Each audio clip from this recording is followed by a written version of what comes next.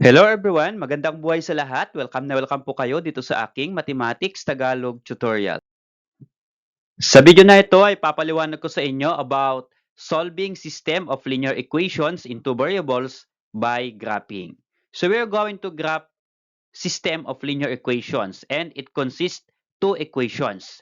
We are going to graph it in the Cartesian coordinate plane and after graphing, we can determine the solution of the system. And also, based on the graph, we will identify what kind of system does the equations or does the graphs illustrate. So ipapaliwanag ko po yan sa inyo at illustrate ko in step by step. Okay, so let's start. This is the direction. Solve the following system of linear equations by graphing. Okay, let's have this number one example. There are two equations given. We have x plus y is equal to 2 and x minus y is equal to negative 4. So we're going to solve these equations or system of equations by graphing. Okay, we're going to graph these two equations in one Cartesian plane only. Okay, so there are two ways to graph these equations. Pwede pong using x and y intercept or pwede pong slope intercept form. Okay, so ang gagawin ko po dito ay x and y intercept. So to use x and y intercept, for x-intercept, let y is equal to 0. Okay, try po natin yung number 1 equation, x plus y is equal to 2. Okay, baba ko po dito, x plus y is equal to 2. For the x-intercept, let y is equal to 0. So gawin po natin yung y is equal to 0, then solve for x. So x plus y 0 is equal to 2. And what is x plus 0? That is equal to x. So x now is equal to 2. So therefore, the x-intercept of the first equation is positive 2. How about for the y-intercept? For y-intercept, let x is equal to 0. Okay? Again, the same equation, equation 1, x plus y is equal to 2. Ngayon naman, ang hanapin natin ay y-intercept, let x is equal to 0. So gawin natin yung x is equal to 0. So this become x 0, then plus y equals 2. So what is 0 plus y? That is equal to y. So y is equal to 2. Therefore, the y-intercept is equal to positive 2. Okay. How about the second equation? X minus y is equal to negative 4. Also, we're going to graph this one by using x and y intercept. For x-intercept, let y is equal to 0. Bring down the second equation. Ito po yung ating second equation. X minus y is equal to negative 4. So, gawin po natin yung y is equal to 0 and then solve for x. So, ito po yung y. So, this will become x, then minus the value of y is 0. So, x minus 0 is equal to bring down negative 4. And what is x minus 0? That is equal to x. So, x is equal to negative 4 and the value of x na iyan, iyan po yung ating x-intercept. Okay? For the x-intercept of the second equation, that is equal to negative 4. How about the y-intercept? Okay? For y-intercept, let x equal to 0. Okay? Yung x naman po ang gawin nating 0 and then solve for y. So this become x 0 and then minus copy and then y and then equal negative 4. Okay. So what is 0 minus y? So 0 minus y, that is equal to negative y, then equal to copy negative 4. Okay. Since here, negative y po ito, dapat gawin po natin itong positive y. Okay. So change the sign, but if you change the sign of this y from negative y to positive y, change mo rin po lahat ng terms. Okay? Meron pong isang terms dito, negative 4, that will become positive 4. Okay? So, the final y-intercept is equal to positive 4. Okay? Lagay po natin dito, positive 4 for y-intercept. Okay? Review po natin. Yung first equation, x-intercept is 2, y-intercept is 2. Yung second equation, x-intercept is negative 4, y-intercept is positive 4. Now, we are going to graph the x and y intercepts on the Cartesian plane. Okay, so let's try to graph the two equations. Unahin po natin yung first equation. The x-intercept is positive 2. Okay, bilugan po natin. At yung y-intercept is also positive 2. So pareho pong positive 2 yung x and y-intercept. Okay, for the x-intercept, positive 2, ito po yon. At yung y-intercept, positive 2, ito rin po yon. Okay? Okay, to plot, lagyan po natin ng point. Okay, palatandaan po natin for x and y-intercept. Okay? So ito po yung x-intercept, nasa x-axis, positive 2. At ito po yung y-axis, nasa positive 2 po yung ating point, so that is y-intercept. And then connect the 2 points with a line, and that is the graph of the first equation. X plus y is equal to 2. Okay, how about the graph of the second equation? X minus y equals negative 4. So, i-graph din po natin yung kanyang x-intercept. Bilugan ko rin po. X-intercept is negative 4 and y-intercept is positive 4. Okay? So, saan po kaya ang negative 4 for x-intercept? Ito po yung x, ito po yung negative 4. At ito po yung y, ito po yung positive 4. Okay, tingnan po natin, i-plot po natin. Okay? So, this is the x-intercept, negative 4. At ito naman po yung y-intercept, positive 4. Okay? And then, connect the 2 points. So, this will become, okay, that is the graph of the second equation. Now, what is the graph of the system of linear equations? So, ang graph po niya ay intersecting lines. Ibig sabihin, ang graph po ay intersecting lines, then there is only one solution. At nasaan po yung one solution? Ito po yung kanilang point of intersection. So, ano po yung point of intersection nila? Ito po ay negative 1, 3. So, yung negative 1, 3, yan po yung solution of the systems. Bakit po negative 1, 3? Using ordered pair. So, sa x-axis, nakatapat po yung point sa negative 1. Kaya po, negative 1 ang x. At sa y naman, ito po yung ating y-axis. Nandito po yung point, nakatapat naman po sa positive 3. Okay, so we have negative 1, positive 3. Okay, so ito po yung kanyang solution. Now, to understand the graph of this system of linear equations, the graph is intersecting lines. So the number of solution is 1. So isa lang po yung number of solution. The system is consistent independent system. Okay, so again, what kind of system is this? Consistent independent system. Okay, because the graph is intersecting lines. Okay, so how about this number 2 example? We have x minus 2y is equal to 4 and x plus 3y is equal to 9.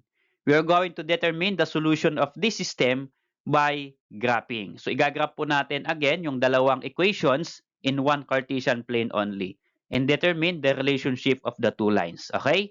So, ang gagamitin ko po dito ay x and y intercept again. So, it's up to you kung ano po yung gusto nyong gamitin. Okay? So, dito ang gagamitin ko ay x and y intercept. So, for the x-intercept, let y is equal to 0 using the first equation. So, x minus 2y is equal to 4. For x-intercept, let y is equal to 0. So, ito po yung ating first equation, x minus 2y. So, x minus 2 times the value of y is 0, then equal to positive 4. Okay? And then, multiply mo natin to. 2 times 0 is equal to 0. So, x, and then minus 2 times 0 is 0, then copy equal to 4. And what is x minus 0? That is equal to x. So, we have now x is equal to 4. Okay? At yung value ng x po na yan, yan po yung ating x-intercept of the first equation. How about the y-intercept of the first equation? Okay? Again, let y or for y-intercept, let x is equal to 0. So, yung x naman po ang gawin nating 0 dyan. So, this will become, so 0 for x, and then copy minus 2y equal to 4. Okay, if you're going to subtract 0 minus 2y, then that is negative 2y. Okay? So, negative 2y is equal to 4. Since meron po tayong negative 2 na numerical coefficient ng y, we're going to remove that by dividing negative 2 to both sides. So, ang tawag po dyan ay multiplication property of equality. Okay? So, cancel negative 2 and y is equal to 4 divided by negative 2 is equal to negative 2. Okay? So again, bakit negative 2 ang dinivide ko? Yun po yung numerical coefficient ng y. Ano po? Para ma-remove yun, the same number ang i-divide po natin sa both sides of equation. Okay? So we can cancel. So y, ang natitira po dito ay y, and then equal to 4 divided by negative 2 is negative 2. The value of y is equal to negative 2. Therefore, yan po yung ating y-intercept. So we have now, for the first equation, x-intercept 4 and the y-intercept negative 2.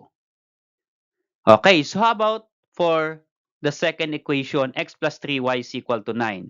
We are going to graph this one by using again x and y intercept. So we're going to determine the x and y intercept. So for x intercept, let y is equal to 0. For the second equation, we have x plus 3y equals to 9. Okay, baba ko po dito. X plus 3y equals to 9. Then, gawin po natin yung y is equal to 0. So this will become x and then copy plus and then 3y. So 3 times the value of y is 0 and then copy equal to 9. So multiply first. 3 times 0 is equal to 0. Okay. So 3 times 0 is 0 and x plus 0 is equal to x. So sinortcut ko na po sa part dito. And the value of x is equal to 9. And that value of x is the x-intercept. Okay? So the x-intercept now is 9. How about the y-intercept? For y-intercept, let x is equal to 0. So yung x naman po ang gawin nating 0. So this is the given equation. Equation number 2, x plus 3y is equal to 9. Yung x naman po ang gawin nating 0. Okay? So this will become the value of x is 0. So 0, then copy plus 3y, then equal to 9. And we can add what is 0 plus 3y? That is equal to 3y. So we have now 3y is equal to 9. Ang sinusolve po natin ay value ng y, may kasamang positive 3. So remove that by dividing positive 3 to both sides of the equation so that we can cancel 3. So ang matitira po dito sa left ng equal sign ay y only. So y is equal to 9 divided by 3 is equal to 3. So the value of y is equal to 3 and that is the y-intercept. Okay? So we have for second equation, x-intercept is 9 and y-intercept is equal to 3. So meron na po tayong x and y-intercept for equation 1 and 2. We are now ready to graph the two equations. Okay, so let's try to graph in one Cartesian plane only. So unahin po natin yung ating first equation, x minus 2y is equal to 4. Ang kanyang x-intercept ay 4. Asan po yung x-intercept? Ito po, 4 x-intercept. At yung y-intercept is negative 2. Ang negative 2 po ay below the origin. Ito po yung negative 2. So 4, negative 2. Okay, lagay po natin ng point. So this one. So 4 x-intercept sa x-axis. At negative 2 ang y-intercept, so nasa y-axis. Okay? And then connect the 2 points with a line. So yan na po yung graph ng first equation, x minus 2y is equal to 4. Okay? How about the graph of the second equation? So ang x-intercept po niya ay 9 at ang y-intercept is 3. Okay, so 9 and then 3. So 9 po sa x-axis, ito po yung 9 at 3 po sa y-axis. Ito po yung 3. So, lagyan po natin ng point. Okay, so this one. Ito po yung ating x-axis. So, ang x-intercept po natin ay 9. At y-axis, ang y-intercept po natin ay 3. So, nasa positive 3. And then, connect the 2 points with a line. So, yan na po yung graph or line ng second equation. Now, ano po yung graph ng ating equation? So, ang graph po nila ay intersecting lines. So, how many solutions are there? So, only one solution. At nasaan po yung solution? Yun po yung point of intersection. Ito po yung solution of the system. At ano po ito? Saan po nakatapat sa x-axis? Sa positive 6. At sa y-axis, saan po nakatapat? Sa positive 1. So, therefore, ang ordered pair po dito na solution ay 6 and then 1. Okay? So, always po sa ordered pair na solution, unahin po natin yung x and then followed by y. So, again, x nakatapat sa 6 at sa y naman, y-axis nakatapat sa 1. So, we have 6, 1. Okay? And that is the solution of the system, 6, 1. So, to analyze the system and the graph, The graph is intersecting line. So the number of solution is only 1. The system is consistent independent system. Okay? Okay, for number 3 example, the two equations are y is equal to 2x plus 1 and y is equal to 2x minus 3. Notice here, ang given equations ay written in slope and y-intercept form. So, ibig sabihin, mas madali po itong i-graph by using slope and y-intercept. Hindi na po natin gagamitin yung x-intercept and y-intercept. Ano po? Kasi magko-compute pa tayo. Since ito po ay written or yung equations po ay written and in slope and y-intercept, kukunin na lang po natin yung slope and y-intercept and then yun po yung igagraph natin. Okay. For slope and y-intercept sa unang equation, y is equal to 2x plus 1, remember that the slope and y-intercept form is y is equal to mx plus b. So itapat po natin yung equation 1, y is equal to this one, 2x plus 1. So here, what is the slope? The slope is equal to 2. So m is 2 here and b or y-intercept is equal to 1. Okay. So mas madali na po itong kunin yung slope and y-intercept kasi already the given equation is written in slope and y-intercept form. Okay, so lagay po natin sa tapat ng first equation, m slope is equal to 2 at yung b po ay y-intercept kaya y-intercept is equal to 1. How about the second equation? Kunin din po natin yung kanyang slope and y-intercept. Again, tapat po natin sa slope-intercept form, y is equal to mx plus b. So the given is y is equal to 2x minus 3. Okay, this one. So here, ano po yung m? Nakatapat po ay 2. Okay?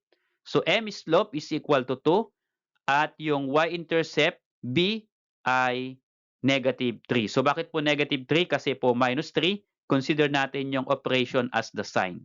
So, minus 3, kaya negative 3 po yung b po natin o yung y-intercept. Okay, lagay din po natin dito for the second equation.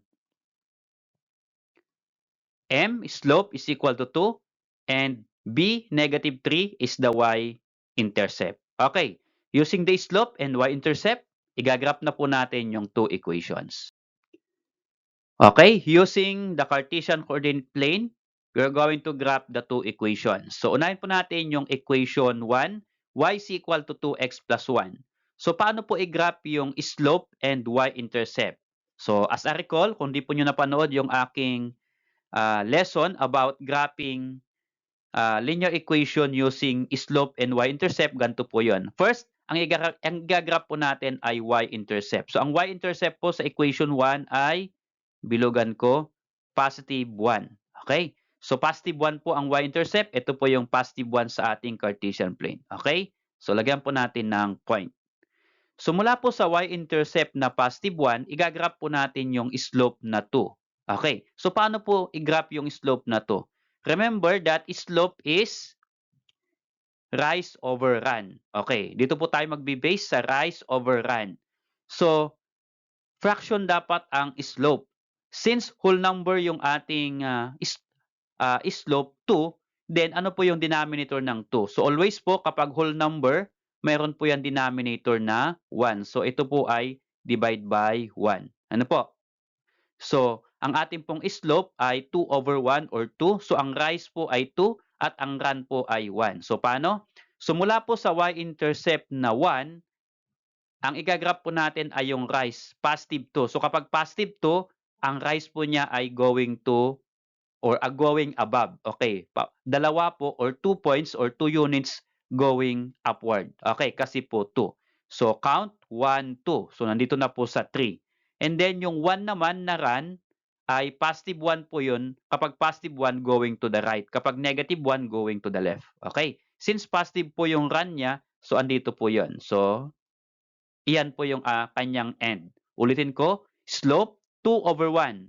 So positive 2, upward 1, 2, and then positive 1 ang denominator going to the right 1. So iyan na po yung kanyang point. Okay, so these are the 2 points and if you're going to connect, that is the line or the graph of the given equation. Okay. Next po ay i-graph natin yung second equation. Ang slope ay 2 at ang y-intercept ay -3. So, unahin po natin yung y-intercept na -3. So, ito po yung -3 sa y-axis kasi y-intercept. Okay. So, mula po dito sa y-intercept na -3, i-plot din po natin yung slope. So, again, ang slope po niya ay 2.